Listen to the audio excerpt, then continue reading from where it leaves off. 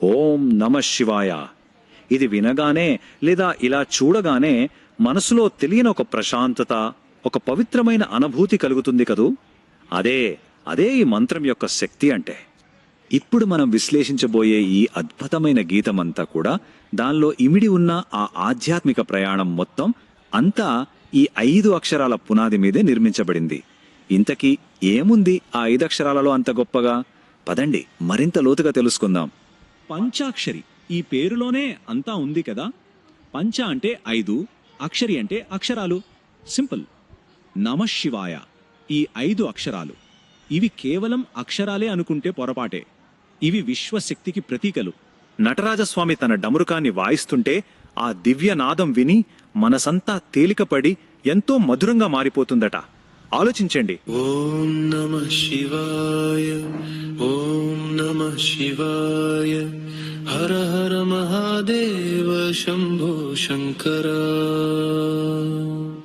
ఓం నమః శివాయ, ఓం నమః శివాయ, హర హర మహాదేవ శంభో శంకర.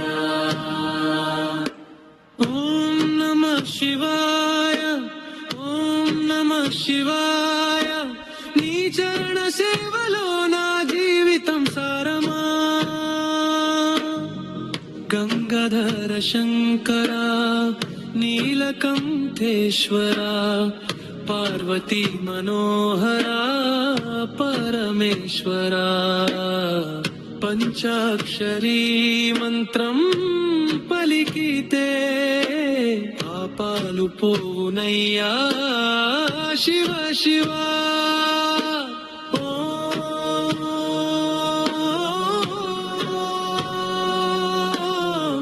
మనసు నీ వైపు సాగేనే.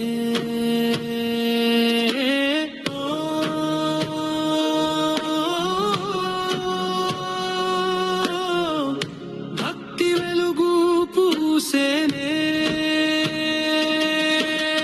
ఓం నమః శివాయ, ఓం నమః శివాయ, హర హర మహాదేవ శంభో శంకర. ఓం నమః శివాయ, ఓం నమః శివాయ, నీ చరణ సేవలో నా జీవితం సారమా.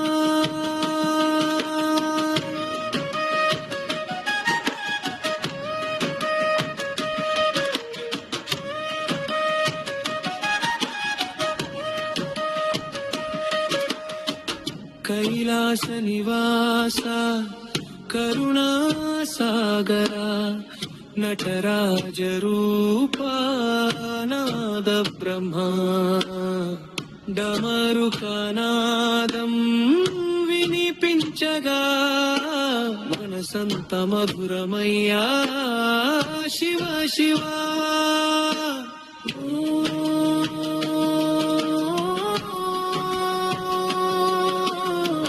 లోపల నీవే నిలిచావు,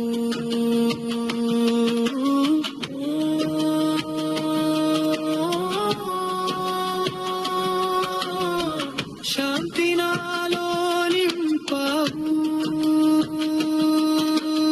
ఓం నమః శివాయ, ఓం నమః శివాయ, హర హర మహాదేవ శంభో శంకర. ఓం నమః శివాయ, ఓం నమః శివాయ, నీ చరణ సేవలో నా జీవితం సారమా.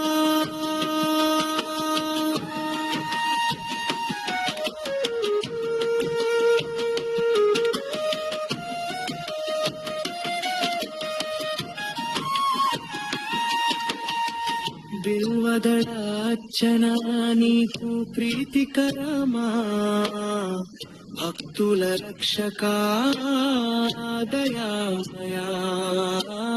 ఓం నమః శివాయ జపించగా జన్మ జన్మల బంధం విడిపోవునయ్యా.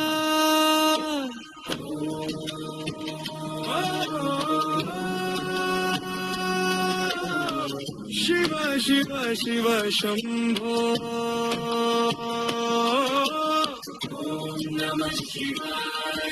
శివాయ హర మహాదేవ శంభో శంకర త్రిలోకనాథా అర్ధనారీశ్వర అద్వైత స్వరూప అనాదిగా నీవే ఆదిదేవా నీ నామ స్మరణే శాంతి ఇస్తుంది నా హృదయంలో నీవే నిలిచేవాడా